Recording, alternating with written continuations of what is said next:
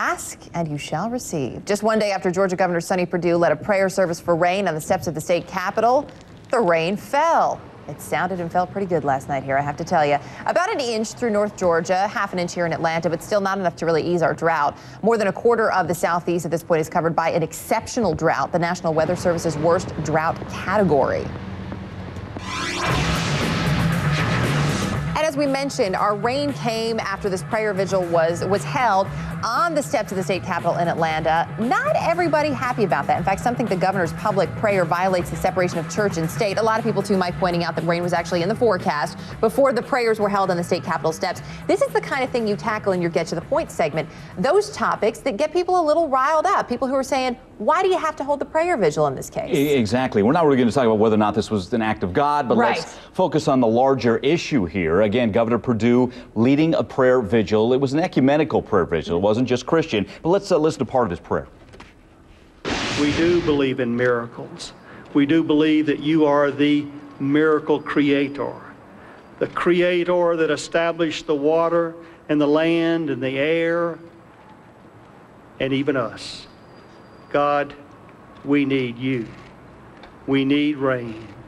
And Eric, as you said, it did rain, and Governor Perdue, after the fact, said it's a great affirmation of what we asked for. Again, not going to discuss whether or not this is a miracle, but whether or not a governor should lead a prayer vigil. Joining me, a guy who does not like the idea, the Reverend Barry Lynn.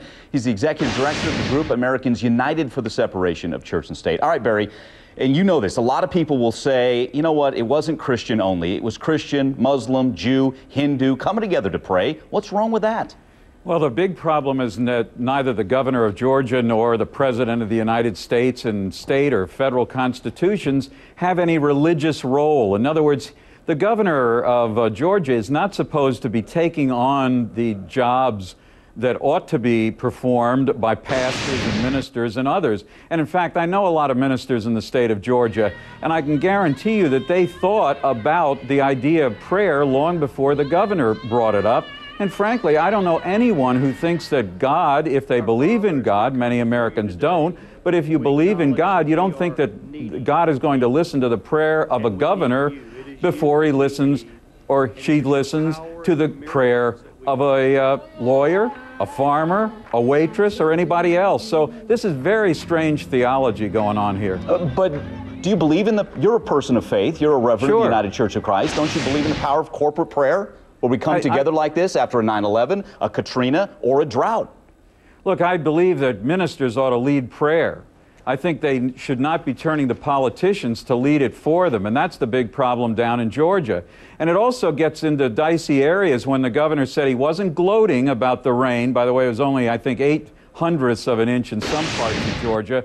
But he said, I'm not gloating, but it's an affirmation of what we're doing. Well, what in the world is he going to say 5 days from now if there isn't any more rain in the state of Georgia? I don't think politicians ought to want to wade into this area. And frankly, the Constitution of Georgia doesn't really permit this kind of activity, doesn't assume it. The founders of our country said, don't ever, if you're a religious person, don't ever let the government do what you ought to be doing yourself. And they were right. Well, time is of the essence here, but I want to get a quick take on this. Me personally, I don't mind if a politician is in prayer and humbles himself. I'd rather that they humble themselves before God than think they have all the answers. And I'm sure a lot of people agree with me. That's not a bad thing.